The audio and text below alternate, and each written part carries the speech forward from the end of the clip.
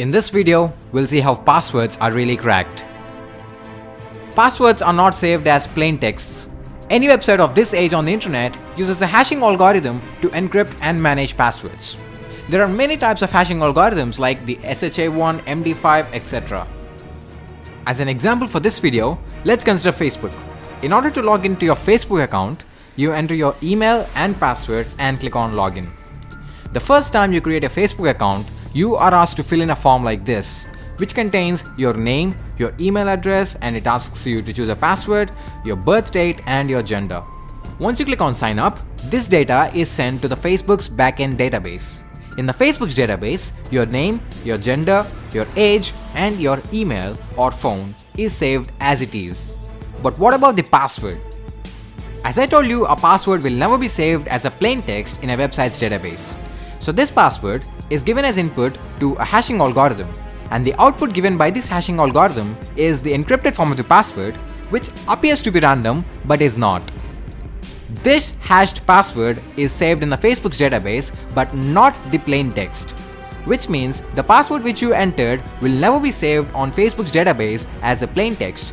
Instead, only its encrypted, or in other words, the hashed password is saved in the Facebook's database. Now suppose Facebook had a data breach, and hackers managed to gain access to Facebook's user info, which included their name, age, gender, email, and password. Though hackers have this information, they will not be able to log into any specific user account because the password is encrypted.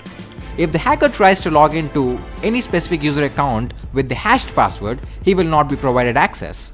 He only needs to enter the password, which is in the plain text form. So what do the hacker do now?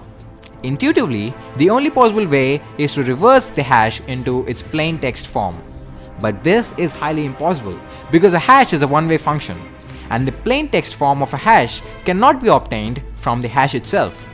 That is how hashing algorithms are designed. So what now? This is when the strength of the password comes into the play. If you are using a common password like test123456, which I used earlier to sign up for Facebook, then the hacker will easily able to know the plain text form of your password from the hash string. There is something known as rainbow tables. These rainbow tables contain the password hashes of numerous commonly used passwords along with their plain text forms. So the hacker will be able to do a simple search with the password hash that he has, and if the password hash exists in the rainbow table, that means that the password is successfully cracked and we now have the password in a plain text form. Remember that rainbow tables contain the password hashes of only the passwords which are commonly used. As a reference, you can try it yourself at crackstation.net. But what if the password is not a commonly used password? In that case, rainbow tables are of no use. So there comes dictionary attack and brute force attack. Both are quite similar. In dictionary attack, you have a word list. A word list is nothing but a huge text file with loads of passwords. In this attack, the hacker writes a code which compares the password hash to be cracked with the password hash of each and every password that exists in the word list file. If any hashes match, then it means that the cracking is successful and we now have the plain text of the hashed password. Now this attack can be target specific as well, which means you can actually create your own word list targeting a specific individual, provided that you know some basic details about him and assuming that he used his basic details to frame his password. This attack can be a success or a failure based on the quality of the word list that you are using.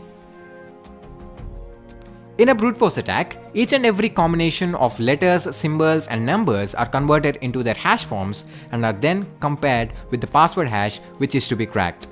In other words, you're literally taking every possible password that can exist, convert it into its hash, and check if the hashes match. So yes, it literally takes forever to crack a strong password using this method. However, if the computer's processing speed is fast enough, then yep, simple passwords can be cracked easily by this method. A new technique called salting is introduced by security analysts to give hackers a hard time in cracking passwords. In this technique, a specific combination of characters are inserted at specific positions of the plain text password before hashing. Every company has its own salting algorithm and they don't make their salting algorithm public. For example, let's say Facebook's salting algorithm inserts a string f ampersand 2p at the beginning after the third character and at the end of the plaintext password. After salting the password, the salted password is then hashed by a hashing algorithm. So, when a salt is used, rainbow tables are of no use, even if the password to be cracked is a weak and commonly used password, because the hash of the password without salting do not match the hash of the password which is salted.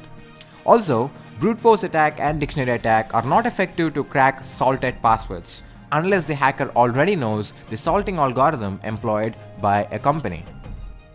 So that is it for this video. Thanks for watching. Leave a like if you liked this video, and also don't forget to subscribe for more awesome videos.